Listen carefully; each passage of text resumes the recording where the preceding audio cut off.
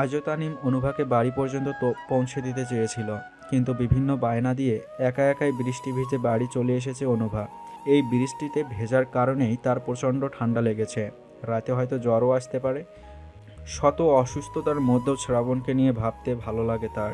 এই বিশেষ কারণটা অজানা নয়, তবে শ্রাবণ নামক স্নিগ্ধ পুরুষের ডাকে সাড়া দেওয়া যে অনুভার জন্য গুরুতর অপরাধ, সে পরিস্থিতিটাই যে এখন আর নেই। অথচ একটা সময় এই পুরুষটাকে নিয়ে কত স্বপ্নই না দেখেছিল মেয়েটি। স্বপ্ন দেখেছিল সাজানো গোছানো একটা সংসারের। সেই স্বপ্ন হয়তো স্বপ্নই রয়ে যাবে। মানুষের সব স্বপ্ন কি আর পূরণ হয়? মোবাইলের কল লিস্টের একটি নম্বরে দৃষ্টি স্থির করে রেখেছে অনুভা। নাম্বারটা শ্রাবণের। খুব যত্ন সহকারে এই নাম্বারটা সেদিন রাতেই সে সেভ করে রেখে দিয়েছিল। কল দেবে কি দেবে না, বিষয়টি নিয়ে চরম দ্বিধাদ্বন্দ্বে ভুগছে। এই দ্বিধাদ্বন্দ্ব ব্যাপারটা খুবই অস্বস্তিকর এবং মারাত্মক। ভাবতে ভাবতেই মোবাইলটা বিছানার অন্য পাশে রেখে মম নিভিয়ে দিল অনুভা। বন্ধ করে নিল নেত্রযুগল। তৎক্ষণাৎ ঝঙ্গা তুলে বেজে উঠল রিংটন। সেই সাথে অন্ধকার বিলীন হয়ে ঘরে উজ্জ্বল হয়ে উঠল মোবাইলের আলো। শোয়া অবস্থাতেই মোবাইল হাতে তুলে নিল অনুভা। স্ক্রিনে জল করা নাম্বারটা দেখে না চমকে পারল না। কল রিসিভ করলো সঙ্গে সঙ্গে। তখনই অপর পাশ থেকে ভেসে এলো সুপরিচিত কণ্ঠস্বর। তোমাদের এখানে কারেন্ট আছে? না তো। পুরো ঘর অন্ধকার? হ্যাঁ। বাইরে অনেক বৃষ্টি পড়ছে, সাথে বাজে পড়ছে। ভয় করছে না তোমার? ভয় করবে কেন? সব সময় তো একাই ঘুমিয়ে এসেছি। তুমি তো দেখছি ভারী আনরোম্যান্টিক মেয়ে। এর সঙ্গে রোমান্টিক রোমান্টিকের কি সম্পর্ক? অবশ্যই সম্পর্ক আছে। কত স্বপ্ন দেখেছিলাম আকাশে বাজ পড়লে আমার বউ ভয় পেয়ে আমায় জড়িয়ে ধরবে, আমি তাকে আগলে নিব নিজের সাথে। অথচ তুমি আমার সব স্বপ্নকে কাঁচের টুকরোর ন্যায় ভেঙে দিলে নোভা। এর জন্য তোমাকে কঠিন শাস্তি পেতে হবে। শ্রাবণের কণ্ঠে চাপা রাগ। অজান্তেই মুচকি হাসলো অনুভা। প্রশ্ন করল, কি শাস্তি শুনি? সুখের সমুদ্রে তোমাকে ডুবিয়ে রাখবো, এটাই হচ্ছে তোমার চরম শাস্তি। শব্দ করে হেসে উঠল অনুভা। এটা আবার কেমন শাস্তি? এমন শাস্তির নাম তো সে আগে কখনো শোনেনি। শ্রাবণ তীক্ষ্ণ কণ্ঠে শুধালো, আমার স্বপ্ন ভাঙার খুশিতে তুমি হাসছো? হাসি পাচ্ছে তোমার? হাসি থেমে গেল অনুভার। বুক চিরে বেরিয়ে এলো দীর্ঘশ্বাস। বলল, ব্রোকেন ফ্যামিলির মেয়েদের ওইসব বাজ পড়ার শব্দে ভয় পেয়ে ন্যাকামি করা সাজে না। তোমার মা বাবা তোমাদের মতোই একটা পরিবার থেকে তোমার জন্য ভীতু সুন্দর বউ খুঁজে এনে দেবে। দেখো, তোমার স্বপ্ন একদম ভাঙবে না। অপর পাশে থমথমে নীরবতা। কয়েক মিনিট অতিক্রম হতেই শ্রাবণের গম্ভীর কণ্ঠস্বর ভেসে এলো, আমার শুধু নোভাকে চাই। আমার নোভার থেকে সুন্দর ফুল কি আর আছে? কই, আমি তো আজও পর্যন্ত বিকল্প দেখিনি, আর দেখতেও চাই না। দিন দিন তুমি অসহ্য হয়ে যাচ্ছ শ্রাবণ। অথচ এই অসহ্য মানবটাই তোমার সুখ, তোমার ভবিতব্য। প্রতি উত্তর করল না অনুভা। শ্রাবণের কথার বিপরীতে সঠিক উত্তর দেওয়া তার পক্ষে খুবই কঠিন একটি কাজ। তার এহেন নীরবতায় মুঠোফোনের বিপরীতে পাশ হতে ভেসে এলো খালি গলার মৃদু তরঙ্গধ্বনি। তুমি সুখ যদি নাহি পাও, যাও সুখেরও সন্ধানে যাও, আমি তোমার পেয়েছি হৃদয় মাঝে। মাঝপথেই থেমে গেল গান। ততক্ষণে শ্রাবণের এই সুন্দর গুণের সঙ্গেও অতীব পরিচিত হয়ে উঠল অনুভা। ছেলেটা গানও গাইতে পারে, এত সুন্দর কণ্ঠস্বর তার। কই, আগে তো এই বিষয় সম্পর্কে টের পায়নি অনুভা। তাহলে এই প্রতিভা তবে লুকিয়ে রেখেছিল কি? হয়তো তাই। কণ্ঠে মায়া ঢেলে শ্রাবণ বলে উঠল, গানটার এই 3টে লাইন আমার খুব প্রিয়। তবে তোমার সুখ শুধুই আমার কাছে নোভা।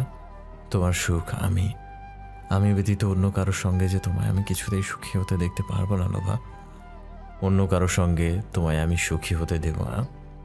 বলবো না সুখের সন্ধানে অন্য কোথাও যেতে। তুমি যেমন আমার হৃদয় মাঝে আছো, ঠিক তেমনিভাবে খুব শীঘ্রই তোমাকে প্রকাশ্যে আমার দেহের সঙ্গেও বেঁধে ফেলবো। শীতল একটা স্রোত ছুঁয়ে গেল অনুভার পুরো দেহ জুড়ে। মুহূর্তেই টের পেল তার খুব ঠান্ডা লাগছে। শরীরে ছড়িয়েছে উত্তাপ। আজ রাতে যে জ্বর আসবে তাও সে নিশ্চিত। কণ্ঠনালী থেকে হারিয়ে গেছে বাক্য। শ্রাবণ ফের বলল, বৃষ্টিতে ভেজেছ, জ্বর আসতে পারে। নিজের শরীর নিয়ে হেলাফেলা অন্তত করো না। ওষুধ খেয়ে ঘুমিয়ে পড়ো। শুভরাত্রি মেঘফুল। আর এক মুহূর্ত দেরি না করে সঙ্গে সঙ্গে বিচ্ছিন্ন হলো দুই পাশের সংযোগ। এত কিছুর ভেতরেও প্রশান্তি অনুভব করলো অনুভা। অতঃপর তার মনে হলো, আমার জন্যও তবে কেউ আছে। আমাকে নিয়ে ভাবার জন্য কেউ আছে। কেউ আছে সময় নিয়ে আমার যত্ন করার। বাংলাদেশ থেকে গতকাল রাতে কানাডা এসে পৌঁছাচ্ছে সৌহার্দ্য। দীর্ঘক্ষণ জার্নি করায় মাথাটা ভার হয়ে আছে এখনও। সকাল হয়েছে অনেকক্ষণ হলো, কিন্তু আজ আর নিয়মমাফিক হাঁটতে বের হওয়া হয়ে উঠল না তার। ফ্রেশ হয়ে চোখ বন্ধ করে সোফায় বসে আছে সে। কিছুক্ষণ আগেই মায়ের সঙ্গে কথা হয়েছে। ছেলের মাথা ব্যথার খবর পেতে চিন্তিত হলেন শান্তা। উপদেশ দিলেন কড়া করে এক মগ চা বানিয়ে খেতে। এই মুহূর্তে চা অথবা কফি কিছুই বানানোর মনোবল পাচ্ছে না সৌহার্দ্য। তাই আধ ঘন্টা ধরে ঝিম মেরে বসে আছে। ডাবল রুমের মাঝারি অ্যাপার্টমেন্টটায় সে একাই থাকে। বন্ধুবান্ধবরা আগের মতো তেমন একটা বাড়িতে এসে আড্ডা দেয় না। তাদের সঙ্গে যা দেখা হওয়ার তা ক্লাবেই হয়। কিন্তু হুট করেই কলিং বেলটা বাজার শব্দ হলো। হেলিয়ে দেওয়া মাথাটা উঠিয়ে সোজা হয়ে বসলো সৌহার্দ্য। এমন সময় কে আসতে পারে এখানে? কারো আসার তো কথা নয়। তবে আরও 2-3 বার বেজে উঠল বেল। বিরক্তি নিয়ে হেলে দুলে গিয়ে দরজার সম্মুখে দাঁড়ালো সৌহার্দ্য। দরজা খুলতেই অপর পাশে দাঁড়িয়ে থাকতে দেখা গেল একটি মেয়েকে। ফর্সা মুখশ্রীতে তার জমে আছে স্পষ্ট রাগ। চোখের নিচে অল্প স্বল্প কালচে দাগ। মনে হয় কয়েক রাত নির্ঘুমে কাটিয়ে দিয়েছে মেয়েটি। বোচা নাগের ডগা লালাব আভায় ছেয়ে। এ সময় এখানে অনাকাঙ্ক্ষিতভাবে মেয়েটিকে দেখে খুব অবাক হলো সৌহার্দ্য। তার এই অবাকের ধার না ধরে তাকে ঠেলে সরিয়ে দিয়ে ভেতরে প্রবেশ করলো মেয়েটি। দরজা আটকে নিজেও ভেতরে চলে এলো সৌহার্দ্য। বলল, তুমি? কেন আশা করনি বুঝি? না। তা করবে কেন? দেশে ফিরে তো তোমার পাখা গজিয়েছে, আমায় ব্লক করলে কোন সাহসে? রাগের মাথায় করে ফেলেছি, সরি। রাগ যখন কমেছিল তখন কেন ব্লক খুলে কল দাওনি? কেন সরি বলনি? ব্লক তারপরের দিনই খুলে দিয়েছি, তুমি হয়তো খেয়াল করোইনি। কল দাওনি কেন? আমাদের ব্রেকআপ হয়ে গেছে, তাই আর কল দেওয়ার প্রয়োজন মনে করিনি। তুমি বললেই হলো। সম্পর্কটাকে কি তোমার ছেলে খেলা মনে হয়? চিৎকার করে বলে উঠল কথাটি। সৌহার্দ্যেরও ভীষণ রাগ হলো। দাঁতের দাঁত চেপে বলল, লিসেন প্রান্তি, একদম আমার সঙ্গে গলা উঁচু করে কথা বলবে না। তোমার এই রাগ চেঁচামেচি এতদিন সহ্য করেছি বলে এখনও যে সহ্য করব তা কিন্তু ভাববে না। প্রিয় মানুষের এমন করে বদলানোয় বিস্মিত হলো প্রান্তি। ঢপ করে বসে পড়ল সোফায়। বড় বড় কয়েকটা নিঃশ্বাস ফেলে নিজের রাগ সংবরণ করার প্রচেষ্টা করল সৌহার্দ্য। শান্ত কণ্ঠে বলল, আমাদের এই সম্পর্কটাকে আমি শুরু থেকেই সিরিয়াসভাবে নিয়েছিলাম। তোমার সকল রাগ, অভিমান, আবদার, আজে বাজে কথা সহ্য করে গেছি বারংবার। কিন্তু তুমি শুরুতে ঠিকই থাকলেও দিন দিন অনেকটা বদলে গেছো প্রান্তি। তারপরেও আমি সব মেনে নিয়েছি, কিন্তু এত কিছুর পরেও সেদিন তুমি আমার মাকে নিয়ে ওই রকম কথা কিভাবে বলতে পারলে বলো তো? আমার মা 3rd ক্লাস, আমার সঙ্গে রিলেশন করে ভুল করেছো তুমি। দুদিকে মাথা নাড়ালো প্রান্তি। চঞ্চল হয়ে উঠল তার চোখের বাদামি মণি। বলতে চাইল কিছু, কিন্তু পারল না। সৌহার্দ্য ইশারায় তাকে চুপ থাকতে বলে নিজেই পুনরায় বলল, শুরুতেই আমি আমার মায়ের ব্যাপারে তোমায় জানিয়েছি, তুমি বলেছিলে তাতে তোমার কোনো সমস্যা হবে না। তাহলে এখন কেন সমস্যা হচ্ছে? সারা জীবন ওই সব প্রেম প্রেম সম্পর্কে আমি থাকতে পারবো না। ভাইয়ার বিয়ে দিয়ে বাবা মা হজে যাবে, সেখান থেকে আমি তাদেরকে আমার কাছে নিয়ে আসব। তাই বিয়ের পর আমার ওয়াইফকে আমার মায়ের সঙ্গেই থাকতে হবে। সেখানে তুমি আমার মাকে নিয়ে অমন কথা বলো কি করে? হ্যাঁ, আমার কাছে আমার মাই সব। যে আমার মাকে নিয়ে এসব নোংরা মনোভাব পোষণ করে তাকে আমি আমার জীবনে চাই না। আমাদের মধ্যকার সকল সম্পর্ক আপাতত শেষ। সৌহার্দ্যকে চমকে দিয়ে শব্দ করে কেঁদে উঠল প্রান্তি। তার এহেন কাণ্ডে ভরকে গেল সৌহার্দ্য। কান্নাজড়িত কণ্ঠে প্রান্তি বলে উঠল, আমি ওসব বলতে চাইনি, বিশ্বাস করো। তুমি তো জানো মাঝে মাঝে এই মাইগ্রেনের ব্যথা উঠলে আমার ব্যথাটা সহ্য করতে না পেরে বাজে আচরণ করে ফেলে।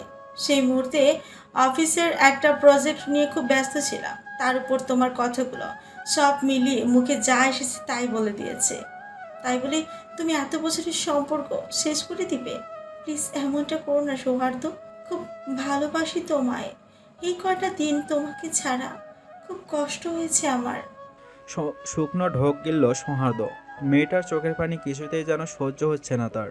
ভেতরটা নরম হয়ে এসেছে এতক্ষণে, কিন্তু বাহির থেকে নিজেকে যত সম্ভব কঠোর রাখলো। ছোট থেকে বাবা মা যতই তাকে শাসন করুক না কেন, তাদেরকে যে খুব ভালোবাসে সৌহার্দ্য, সেখানে সেদিনের সেই ব্যবহারটা কিছুতেই সে আশা করেনি। কঠোর কণ্ঠে বলল, মাইগ্রেশনের ব্যথা উঠেছে বলে তুমি আমার মাকে কটু কথা বলতে ছাড়োনি। ভবিষ্যতে কখনো যে মায়ের সামনে এমনটা করবে না তার কি গ্যারান্টি আছে? মা যদি কখনো এমন ব্যবহারের সম্মুখীন হয় তাহলে তিনি খুব কষ্ট পাবেন। হয়তো দেখা যাবে আমার সঙ্গে থাকবেই না আর। তোমার তো আবার ব্যথা উঠলে কোনো বোধ বুদ্ধিও থাকে না। যাই হোক, এই ব্যাপারটা বেশি দূর না এগুলোই ভালো। তোমরা বিদেশি কালচারে বড় হওয়া মানুষ, এসব ছোটোখাটো রিলেশন ভাঙলে তেমন কিছু যায় আসে না। কান্নার বেগ বৃদ্ধি পেল প্রান্তির। হাউমাউ করে কাঁদতে কাঁদতে বলে উঠল, আমি তোমার ব্যাপারে খুব সিরিয়াস সৌহার্দ। তোমাকে ছেড়ে থাকাটা আমার কাছে অসম্ভব। যা এই কয়দিনে খুব ভালো করে বুঝে গেছি আমি। বিশ্বাস করো, তোমার মা আমার কাছে একজন সম্মানীয় নারী, কারণ তিনি তোমার জন্ম দিয়েছেন, বড় করেছেন। তাকে কেন আমি অপমান করব? সেদিন অনেক অনিচ্ছাকৃত একটা ভুল হয়ে গেছে। এমন ভুল আর কখনো হবে না। যদি কখনো হয়ে থাকে, সেদিন না হয় তুমি আমাকে ছেড়ে দিও, তখন আমি আর তোমায় কিছু বলবো না, প্রমিস। দীর্ঘশ্বাস ফেলল সৌহার্দ। প্রান্তি পুনরায় বলল, দয়া করে সম্পর্কটাকে আগের মতো করে নাও না। তুমি বললে আমি এক্ষুনি তোমাকে বিয়ে করতেও রাজি আছি, তবু আমায় ছেড়ে দিও না। আলতো করে প্রান্তির হাতের ওপর হাত রাখলো সৌহার্দ। শীতল কণ্ঠে বলল, শান্ত হও। আগে বলো মাফ করেছো আমায়। ওপর নিচ মাথা নাড়ায় সৌহার্দ। সঙ্গে সঙ্গে কন্দনরত মুখশ্রীতে ফুটে ওঠে এক ফালি হাসি। ভোরের আলো কেবল ফুটতে শুরু করেছে। সে সময় হন্তদন্ত পায়ে ছুটে এসে সর্বশক্তি দিয়ে ছোট কন্যার কক্ষের দরজায় কড়া নাড়লেন সুফিয়া। চিৎকার করে ডাকলেন, অনু, আয় অনু, ওঠ না তাড়াতাড়ি। দেখ না, তোর বাবা ঘুম থেকে উঠছে না। আমি এত করে ডাকলাম কিন্তু কিছুতেই আমার কথা কানে নিল না। ওই অনু। মায়ের আহাজারিতে ঘুম ভাঙল অনুভার। ফজরের নামাজ পড়ে বিছানায় শুইতেই চোখটা লেগে এসেছিল তার। দুলতে দুলতে দরজা খুলে দিতেই দৃষ্টিগোচর হলো মায়ের আতঙ্কিত মুখশ্রী। বলল, কি হয়েছে? চিৎকার কেন করছো? অন্য কোনো সময় হলে হয়তো এ কথাটায় রেগে যেতেন সুফিয়া, কিন্তু আজ তিনি রাগলেন না। শঙ্কিত কণ্ঠে বললেন, রোজ ভোরবেলাতেই তোর বাবার ঘুম ভেঙে যায়, তবে আজ ভাঙেনি। আমি কতবার গড়ে রাখলাম কিন্তু উঠলই না। আমার না খুব ভয় করছে অনু। তোর বাবার শরীরটা একেবারে বরফের মতো ঠান্ডা হয়ে গেছে। কি হলো বলতো? শীত এসে গেছে, এমন সময় হাত পা ঠান্ডা হওয়াটাই তো স্বাভাবিক মা। আচ্ছা চলো দেখি। বাবার ঘরের দিকে পা বাড়ালো অনুভা। তার পিছু নিলেন সুফিয়াও। এতক্ষণে অর্থিকার ঘুমটাও ভেঙে গেছে। খুব সাবধানে ঘুমন্ত তাইমের পাশ থেকে উঠে এসে ঘর থেকে বের হলো সে। ঘরের ভেতরে প্রবেশ করতেই শায়িত বাবাকে দৃষ্টিগোচর হলো অনুভার। বিছানার একপাশে বসে আলতো করে বাবার মাথায় হাত রেখে কমল সরে ডাকলো, বাবা, ও বাবা, সকাল যে হয়ে গেছে, এবার তো ঘুম থেকে ওঠো। এত ডাকাডাকির পরও চোখ মেলে তাকালেন না কামরুল হাসান। মুখশ্রী ওনার নিষ্প্রাণ ঠেকছে। দেহখানা বরফের মতো ঠান্ডা, পাথরের ন্যায় শক্ত। কিছু একটা আঁচ করতেই মাথাটা চক্কর দিয়ে উঠল অনুভার। কাঁপা কাঁপা হাতে ডান হাতের আঙ্গুলি পিতার নাকের কাছে রাখলো। আর সঙ্গে সঙ্গে চমকে উঠল সে, কারণ শ্বাসক্রিয়া চলছে না। এবার অতি দ্রুত ওনার বুকের ওপর মাথা রাখলো। অবাক করার বিষয়, হৃদযন্ত্র ক্রিয়াও বন্ধ। সুফিয়া মেয়ের পানে একদৃষ্টিতে তাকিয়ে আছেন। মেয়ের মুখের আদল বদলে যেতে দেখেই শঙ্কা বৃদ্ধি পেল ওনার। বিচলিত কণ্ঠে শুধালেন, কি হয়েছে তোর বাবার? উঠছে না কেন? ডক্টর ডাক না। ডাক্তার শব্দটা মাথা থেকে বেরিয়েই গিয়েছিল অনুভার। মায়ের কথায় যেন সম্বেদ ফিরে এলো তার। দ্রুত পায়ে হেঁটে নিজের কক্ষে এলো। বিছানার ওপরে রাখা মোবাইলটা হাতে নিয়ে কল দিল পরিচিত ডাক্তারের নাম্বারে। বিস্তারিত সব জানিয়ে আবারও ফিরে এলো পিতার কক্ষে। হৃদয় প্রাঙ্গণ ক্ষণে ক্ষণে কম্পিত হচ্ছে তার। শীতের মধ্যেও শরীর ঘেমে নিয়ে একাকার। কুডাকছে মন, বিভিন্ন চিন্তায় ভার হয়ে এসেছে মস্তিষ্ক। সেসব কিছুতেই পাত্তা দিল না অনুভা। নিজেকে নিয়ন্ত্রণের চেষ্টায় মগ্ন হয়ে পড়ল। সুফিয়া নিষ্প্রাণ হয়ে বসে আছেন। এক দৃষ্টিতে তাকিয়ে আছেন স্বামীর পানে। অর্থিকা মাকে শক্ত করে ধরে বসে আছে চুপচাপ। তারও মনে শঙ্কা। এক শোক কাটিয়ে উঠতে না উঠতেই আরেক শোক। মনে মনে রবের নিকট আকুল হয়ে প্রার্থনা করছে। স্বামীকে যে হারিয়েছে মেয়েটা পুরোপুরিভাবে এখনও বছর কাটেনি। তার মধ্যে পিতাকে হারানোর বেদনা যে কিছুতেই সহ্য করতে পারবে না, সম্ভব নয় তার পক্ষে। ডাক্তার আস্তে আস্তে ঘন্টা পেরোলো। ডাক্তার মুস্তফা এর আগেও বেশ কয়েকবার এ বাড়িতে এসেছেন মূলত কামরুল হাসানের জন্যই। তাই বাড়িটা ওনার খুব ভালো করেই চেনা। ওনাকে নিয়ে ভেতরে এলো অনুভা। চেয়ারে টেনে বসতে দিল কামরুল হাসানের সম্মুখে। চোখে চশমা এঁটে নিষ্প্রাণ দেহখানার দিকে তাকালেন ডাক্তার। কিছু সময় নিয়ে বিভিন্নভাবে পরীক্ষা নিরীক্ষা করে থামলেন তিনি। মুখশ্রী গম্ভীর। তর্জনী আঙ্গুলের সাহায্যে নিজ কপাল ঘেঁষে দীর্ঘশ্বাস ফেলে বলে উঠলেন, ইন্না লিল্লাহি ওয়া ইন্না ইলাইহি রাজিউন। অনেক আগে উনি এই নশ্বর পৃথিবী ত্যাগ করেছেন। উনি আর বেঁচে নেই। চোখ মুখ দেখে বোঝা যাচ্ছে ওনার মৃত্যুর সময় অনেক কষ্ট পোহাতে হয়েছে। কিছু টের পাননি আপনারা? পরিবেশটা মুহূর্তেই থমথমে হয়ে গেল। তিনজন নারীর চোখ দিয়ে গড়িয়ে পড়ল অশ্রুজল। বাঘারা হয়ে গেল সকলে। শুরুতে অনুভা যেই আশঙ্কাটা করেছিল তাই সত্যি হলো। কিছুক্ষণ থেকে বিদায় নিলেন ডক্টর। এতক্ষণে বরফের মতো জমে গেছেন সুফিয়া।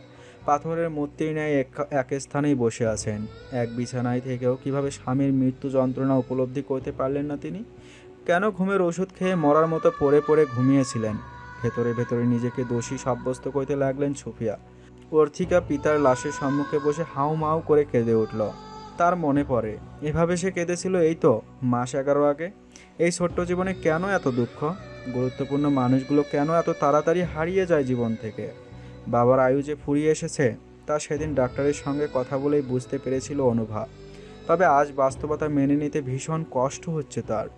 বাবা যতই সমাজের কাছে অপরাধী হয়ে থাকুক না কেন, মানুষ যতই তার বাবাকে মন্দ কথা বলুক না কেন, নিঃসন্দেহে কামরুল হাসান একজন শ্রেষ্ঠ পিতা এবং শ্রেষ্ঠ স্বামী। বাবার সঙ্গে কাটানো অতীতের স্মৃতিগুলো অকপটে ভেসে উঠল অনুভার দৃষ্টিতে। এত শত আত্মত্যাগ তো এই বাবা মায়ের জন্যই ছিল। সব কিছুর ঊর্ধ্বে ক্লান্ত দেহখানা ঠেলে বাড়ির ফেরার পর আপন মুখগুলো দেখলেই তো অনুভা ভুলে যেত সকল দুঃখ কষ্ট। অথচ আজ কিনা তাদের মধ্য থেকে একজন এভাবে বিদায় নিল পৃথিবী থেকে। বাবা নামক মানুষটি সব ছেড়ে ছুড়ে চলে গেল। এতিম হয়ে গেল সে। নিজেকে আর ধরে রাখতে পারল না অনুভা। শক্ত খোলসটা বেরিয়ে মুহূর্তেই হয়ে উঠল পুরনো অনুভা। চিৎকার করে কেঁদে উঠল।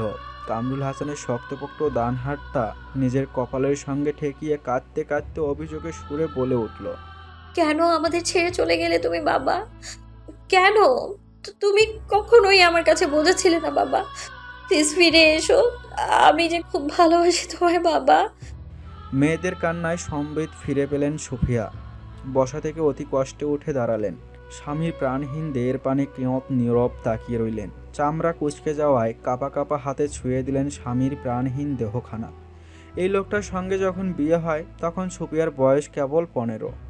তারপর দেখতে দেখতে একসঙ্গে 34টা বসন্ত কেটে গেল। এই মুহূর্তে এসে তিনি বড় মেয়ের দুঃখটা খুব করে অনুভব করতে পারছেন। কষ্টে দুমড়ে মুচড়ে ছারখার হয়ে যাচ্ছে ভেতরটা। কিন্তু আশ্চর্য ব্যাপার, চোখ দিয়ে এখন আর ওনার পানি পড়ছে না। কিছু সময় এমনভাবেই অতিবাহিত হলো। শরীরের ভারসাম্য ছেড়ে দিল সুফিয়ার। মাথা টনটন করে ঘুরছে। দৃষ্টির সম্মুখে সব অস্পষ্ট ঘোলাটে। কয়েক সেকেন্ডের মধ্যেই দাঁড়ানো অবস্থা থেকে মেঝেতে পড়ে গেলেন তিনি। সঙ্গে সঙ্গে মূর্ছা গেলেন। শক্ত টাইলসে পড়ায় মাথার খানিকটা অংশে ফেটে গেল। অনুভা দৌড়ে এলো মায়ের কাছে। মায়ের মাথাটা নিজের কোলের ওপর রেখে কপালে হাত রেখে উদ্বিগ্ন কণ্ঠে বলে উঠলেন, মা, ও মা, কি হলো তোমার? বাবা যে আমাদের ছেড়ে চলে গেছে মা। অন্তত তুমি যেও না মা। অর্থিকাও মৃত পিতার নিকট হতে চলে এলো মায়ের কাছে। এমন অবস্থা দেখে দৌড়ে গিয়ে পানি এনে ছিটিয়ে দিল মায়ের মুখশ্রীতে। কিন্তু জ্ঞান ফিরল না সুফিয়ার। আজ যেন দু বোনের কঠিন পরীক্ষার দিন। একদিকে পিতাকে হারানোর শোক, অন্যদিকে মায়ের এমন করুণ অবস্থা। কোথায় যাবে তারা? কি করবে? এমন একটা কঠিন সময়ের পাশে হয়তো বিশ্বস্ত কারো একজন থাকা উচিত ছিল। বেলা বাড়তে লাগলো। পাশের ফ্ল্যাটের মহিলাকে ডেকে এনেছে অর্থিকা। উনি এবং অনুভা মিলে সুফিয়ার হাতে পায়ে তেল মালিশ করছে। ক্ষতস্থানে লাগিয়ে দিয়েছে অ্যান্টিসেপটিক। দুজন পুরুষ এসে খাট থেকে কামরুল হাসানের লাশটা মেঝেতে নামিয়ে রাখলেন। জ্ঞান ফেরার পর থেকে বিড়বিড় করে প্রলাপ বকতে লাগলেন তিনি। একটু পরপর মৃত স্বামীর লাশের পানে তাকিয়ে বিসর্জন দিতে লাগলেন অশ্রু। তাইমের ঘুম ভেঙেছে। ঘুম ভাঙার পর থেকে সেও চিৎকার করে কাঁদছে। পারভিনা তাকে সামাল দিচ্ছে। কি করবে কি করবে না দিক বেদিক ভুলে বসেছে অনুভা। এই শহরে তাদের আপন বলতে কেউ নেই। তবে কামরুল হাসান বেশ কয়েকবার মেয়ের উদ্দেশ্যে বলেছিলেন, আমি মারা গেলে আমার কবরটা আমার বাবা মায়ের কবরের পাশে দিস মা। এমন একটা সময় কি থেকে কি করবে কিছুই মাথায় আসছে না অনুভার। কাঁদতে কাঁদতে চোখ মুখ ফুলে গেছে তার। হাঁটু মুড়ে বসে আছে ঘরের এক কোণে। এক দৃষ্টিতে তাকিয়ে আছে পিতার নিথর দেহের পানে। মনে মনে রবের নিকট অভিযোগ জানাচ্ছে, এতটা অসহায় কেন করে দিলে আমায়? এইভাবে বেলা বাড়ছে। এতক্ষণ পাশে বসা দু একজন যারা ছিল তারাও চলে গেল নিজ নিজ কাজে। অনুভার খেয়াল হলো তার মোবাইলটা অনেকক্ষণ যাবৎ বাজছে। নাম্বার না দেখেই রিসিভ করে কানে ধরল মোবাইল। অপর পাশ হতে ভেসে এলো গম্ভীর কণ্ঠস্বর। কল ধরছিলে না কেন নোভা? আজকে অফিস বন্ধ তোমার? কণ্ঠস্বরের মালিককে চিনতে বেগ পেতে হলো না অনুভার। পারল না নিজেকে সামাল দিতে, ফুফিয়ে কেঁদে উঠল তৎক্ষণাৎ। চমকালো শ্রাবণ, শুধালো, তুমি কি কাঁদছো নোভা? কিছু হয়েছে তোমার? কি হয়েছে বলো আমায়। বাবা আর নেই। এতটুকু বলতেই যেন দম বন্ধ হয়ে এলো অনুভার। বুক ভার হলো, হাউমাউ করে কেঁদে উঠল সে। অপর পাশ হতে হয়তো আরও কিছু বলা হলো, কিন্তু সেসব অনুভার শ্রবণালী পর্যন্ত পৌঁছালো না। সে নিজের কান্না আটকানোর ব্যর্থ চেষ্টা চালালো। নিজে দুর্বল হয়ে পড়লে যে মা আর বোনও অনেক অসহায় হয়ে পড়বে। চারদিকে শোকের ছায়া। সুফিয়া নিজ ভারসাম্য ছেড়ে দিয়ে দেয়ালে পিঠ ঠেকিয়ে বসে আছেন। অর্থিকাও সেই পূর্বের ন্যায় মাকে জড়িয়ে ধরে বসে আছে, ফুফিয়ে ফুফিয়ে কাঁদছে। কিছুক্ষণ বাদে হন্তদন্ত হয়ে ভেতরে প্রবেশ করলো এলোমেলো একজন পুরুষ। পায়ে কেটস, পরনে ট্রাউজার, পাতলা টি শার্ট, তার ওপর ড্যামিনের একটা জ্যাকেট। চুলগুলোও তার এলোমেলো, বোঝা যাচ্ছে তাড়াহুড়ো করে ছুটে এসেছে। পুরো ঘরে দৃষ্টি ফিরিয়ে এক কোণে বসে থাকতে দেখলো অনুভাকে। এই কয়েক ঘন্টার ব্যবধানে কি অবস্থাটা না হয়েছে মেয়েটার। গাঢ় স্বরে ডাকলো, নোভা। তার ডাকে অনুভা, অর্থিকা দুজনেই তাকায়। পুরুষালী মুখখানা অচেনা থাকে অর্থিকার নিকট। এগিয়ে এসে হাঁটু গেড়ে অনুভার সম্মুখে বসে শ্রাবণ। মিয়ে যাওয়া কণ্ঠে শুধায়, কখন হলো এমনটা? মনে হয় রাতে। চাপা দীর্ঘশ্বাস বেরিয়ে আসে শ্রাবণের। আজ ভার্সিটিতে তার কোনো ক্লাস নেই। রোজকার মতো আজও অনুভার জন্য অপেক্ষা করছিল রাস্তায়, কিন্তু তার কোনো সাক্ষাৎ না পেয়ে চিন্তিত হয় সে। একসময় বাধ্য হয়েই কল করে বসে। তখন অমন কথা শুনতেই এক প্রকার দৌড়ে বাকি পথটা এসে পৌঁছালো ছেলেটা। কয়েক মিনিট বাদে পুনরায় অনুভার উদ্দেশ্যে বলে উঠল, নিজেকে শক্ত করো নোভা, ভেঙে পড়লে চলবে না। উনি তো আগে থেকেই অনেক সুস্থ ছিলেন, তবুও তোমাদের কষ্ট হওয়াটা স্বাভাবিক। বাবা হারানোটা যে অনেক কষ্টের তা আমি বুঝতে পারছি। অনুভা নিরুত্তর। এখনও তার পূর্ণ দৃষ্টি পিতার নিথর দেহের পানে নিবদ্ধ। কোমল কণ্ঠে পুনরায় শ্রাবণ বলল, মৃতদেহ বেশিক্ষণ এভাবে ফেলে রাখা উচিত নয় নোভা। আমি গোসল করানোর ব্যবস্থা করছি। কবর দেওয়ার কথা ভেবেছ? কোথায় কবর দিবে? গোরস্থানে নাকি গ্রামের বাড়িতে? গোরস্থানে হলে তার ব্যবস্থাও না হয় আমিই করছি।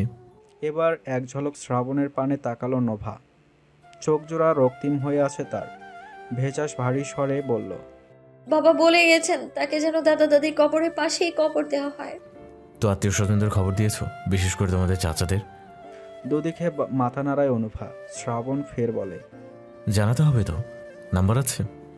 অনুভা কিছু বলার আগে চটজলদি অর্থিকা বলে ওঠে, কাউকে জানানোর প্রয়োজন নেই, ওই বেঈমানদের তো একদম নয়। অতি বিনয়ী নিয়ে শ্রাবণ বলে, এমন একটা সময় রাগ পুষে রাখা অনুচিত আপু। ওনাদের সবটা জানানো উচিত। ভাইয়ের মৃত্যু সংবাদ শুনে অন্তত ওনাদের মন গলবে। তাছাড়া জানাজা থেকে শুরু করে কবর পর্যন্ত পরিচিত কাউকে তো লাগবে, তাই না? মনোযোগ সহকারে কথাগুলো শুনল অর্থিকা। অপরিচিত ছেলেটার কথায় খুঁজে পেল যুক্তি। শ্রাবণ এবার প্রশ্ন ছুড়ল, নাম্বারটা? ওনাদের কারো নাম্বার নেই আমাদের কাছে। যেখানে যোগাযোগই নেই সেখানে নাম্বার। এবার কি বলবে, কি করা উচিত বুঝতে পারল না শ্রাবণ। উঠে দাঁড়ালো। আপাতত গোসলের ব্যবস্থা করা উচিত। ঘর থেকে বের হওয়ার জন্য উদ্যত হতেই শোনা গেল সুফিয়ার কণ্ঠস্বর, অর্থির বাবার মোবাইলে হয়তো আছে ওদের নাম্বার। ওনার দিকে ফিরে চাইল শ্রাবণ। ভদ্র মহিলার চোখে মুখে বেদনার ছাপ, কপালে সূক্ষ্ম ক্ষত যাতে জমাট বেঁধে আছে রক্ত, শুকিয়ে গেছে মুখখানা। প্রশ্ন ছুড়লেন, ওনার মোবাইলটা? প্রশ্নটি করে আশেপাশে চোখ বুলাতেই বালিশের কাছে দেখা মিলল একটি বাটন ফোনের। শ্রাবণ এগিয়ে গিয়ে মোবাইলটা হাতে নিল। কল লিস্টে ঢুকে পেয়েও গেল মেজ ভাই দিয়ে সেভ করা একটি নাম্বার। একবার দুবার বাজতে বাজতে তৃতীয়বারের মাথায় রিসিভ করা হলো কল। কিছুটা দূরে সরে গিয়ে বিস্তারিত সব কিছু জানিয়ে দিয়ে ফোন কাটল শ্রাবণ। বেরিয়ে গেল সেখান থেকে। এবার নিজের পরিচিত কাউকে কল দিল। গোসল শেষে মৃতদেহ রাখা হলো লাশবাহী ফ্রিজিং গাড়িটায়। জানাজা পড়ানো হবে একেবারে গ্রামে নিয়ে। ফোন পেয়েই সোজা চাচা আর চাচাতো ভাইয়েরা তখনই রওনা দিয়েছিল নিজ বাড়ি থেকে। তারা আস্তে আস্তে একেবারে বিকেল হয়ে গেছে। মাকে তৈরি করে নিজেও তৈরি হয়ে নিল অনুভা। সারাদিন পর তাইমকে কোলে তুলে নিল অর্থিকা।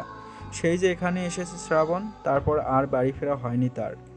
এদিকে সব দিক একাই সামলেছে ছেলেটা। গ্রামে ফেরার জন্য গাড়িও ভাড়া করেছে। সেখানে ঠায় দাঁড়িয়ে আছে চুপচাপ। অনুভার সেজ চাচা আতিউর এসে দাঁড়ালেন তার পাশে, তীক্ষ্ণ কণ্ঠে বললেন, তুমি সম্পর্কে হ্যাগর কী লাগো কত? ভ্রুদয় কুঞ্চিত হলো শ্রাবণের। ঘাড় উঁচিয়ে তাকালো লোকটির পানে। আসার পর থেকেই লোকটি তার দিকে কেমন এক দৃষ্টিতে যেন বারবার পর্যবেক্ষণ করে যাচ্ছিল। আর এখন সরাসরি এমন একটা প্রশ্ন। গভীর দৃষ্টিতে শ্রাবণও লোকটিকে দেখে নিল।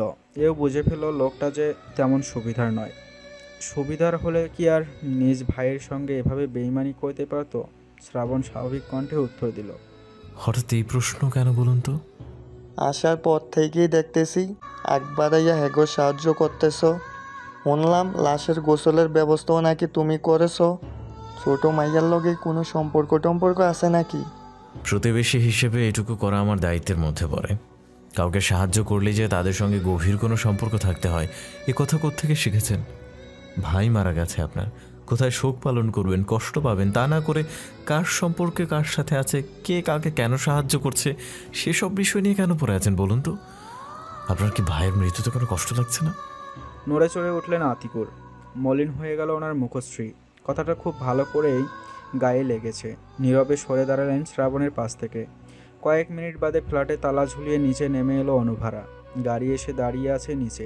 শুকনো মুখে একপাশে দাঁড়িয়ে আছে অনুভা। তার পাশে গিয়ে দাঁড়ালো শ্রাবণ। বলল, আবারও বলছি, নিজেকে শক্ত করো নোভা। জন্মালে যে মানুষকে মরতে হয়, এটাই ভবিতব্য। ওখানে গিয়ে নিজের খেয়াল রাখো, সাথে মা বোনের খেয়ালও রেখো। তোমাকে একা ছাড়তে ইচ্ছে করছে না আমার, কিন্তু তোমার চাচার নজর ভালো ঠেকলো না। আমি চাই না আমার জন্য তোমাদের কাউকে কথা শুনতে হোক। সমস্যা হলে আমায় জানিও। আর হ্যাঁ, একদম মোবাইল সাইলেন্ট করে রাখবে না, ঠিক আছে? এবারও ছোট্ট করে উত্তর দিল অনুভা। তাকে আর ঘাটল না শ্রাবণ। একটা দুঃখ ঘুষতে না ঘুষতেই আরেকটা দুঃখ যেন হুমড়ি দিয়ে জেঁকে ধরে এই পরিবারটাকে। সন্ধ্যা হয়ে এসেছে। একে একে সবাই গাড়িতে উঠে বসলো। তারপরেই ছেড়ে দিল গাড়িগুলো। যতক্ষণ পর্যন্ত দেখা যায় ততক্ষণ পর্যন্ত সেই পথেই তাকিয়ে রইল শ্রাবণ। পরিশেষে দীর্ঘশ্বাস ফেলল। মানুষের জীবন কত আশ্চর্য! দুনিয়াতে সুখের সন্ধান করতে করতে কখন যে মৃত্যু হাতছানি দিয়ে ওঠে, তাই টের পায় না কেউ। জানাজা শেষে কামরুল হাসানের মৃত্যু দেহখানা আজীবনের জন্য কবরে রেখে দিয়ে বাড়ি ফিরে এলো সকলে। এতক্ষণ ধরে নিজেকে জোরপূর্বক বাড়ি থেকে সামলে নিয়ে অজু করে কোরআন পাঠ করলো অনুভা। তাদের চাচাতো ভাইয়ের বউ তাইমকে নিজ ঘরে নিয়ে গোসল করিয়ে একেবারে খাইয়ে দিয়েছে। সুফিয়া একটা বাক্য আর কারো সঙ্গে বিনিময় করেননি। মূর্তির ন্যায় খাটের সঙ্গে হেলান দিয়ে বসে আছেন, দৃষ্টি শূন্য স্থির, ঠোঁট দুটো তরতর করে কাঁপছে। অল্প শোকে কাতর, অধিক শোকে পাথর। কথাটা যেন ওনার ওপর ফলে গেছে এক লহমায়। অর্থিকাও মাকে ছেড়ে এক মুহূর্তের জন্য নড়ছে না কোথাও, চুপচাপ বসে আছে মায়ের পাশে। রাত হয়েছে অনেক। গতকাল যেই মানুষটি এই দুনিয়ার সকল সুবিধা ভোগ করেছিল, যে গত রাতটাও নরম বিছানার শরীর এলিয়ে আরাম করে শান্তির ঘুম ঘুমিয়েছিল, আজ রাতটা সে আর এই দুনিয়ার বুকে নেই। আজ থেকে তাকে কাটাতে হবে ওই অন্ধকার কবরে। আজ থেকে ওটাই যে তার ঘর। বড়জা মরিয়ম খাবার হাতে ঘরে এলেন। অর্থিকার উদ্দেশ্যে আদেশের সুরে বললেন, তোর ভাবির খাওন বাড়ছে, বন্ডে লইয়া কিছু মুখে দে। এমন না খাইয়া থাকলে শরীর কেমনে চলবো? মরা মানুষের লাইগা এত কান্তি নাই। বিপরীতে কিছু বলার জন্য ঠোঁট নাড়াতেই মরিয়ম চোখ রাঙ্গালেন। তাই আর কিছু বলতে পারল না অর্থিকা। একবার মায়ের মুখশ্রীতে চোখ বুলিয়ে স্থান ত্যাগ করল। তার প্রস্থানেই মরিয়ম দীর্ঘশ্বাস ফেললেন। সুফিয়ার পানে তাকালেন পূর্ণ দৃষ্টিতে। দুজনের শেষ দেখা হয়েছিল এই তো বছর দিনেক আগে। তখন সুফিয়া নামক এই নারীটির চেহারা ছিল উজ্জ্বল, শরীরে ছিল দামি শাড়ি এবং দামি গহনা। অথচ 3.5 বছরের ব্যবধানে চেহারায় বসে গেছে বার্ধক্যের ছাপ। চোখের নিচে কালি জমেছে। পরনের শাড়িটাও কম দামি, কানে ছোট্ট সোনার দুল। ওনার এই অবস্থা দেখে নিজেদের বড্ড অপরাধী মনে হতে লাগলো মরিয়মের। খাবার মাখিয়ে এক লোক মাছ ছোট জায়ের মুখের সামনে ধরলেন তিনি। নড়ে চড়ে উঠলেন সুফিয়া। পূর্ণ দৃষ্টিতে তাকালেন মরিয়মের পানে। মরিয়মের চোখ জোড়াও ছলছল করছে।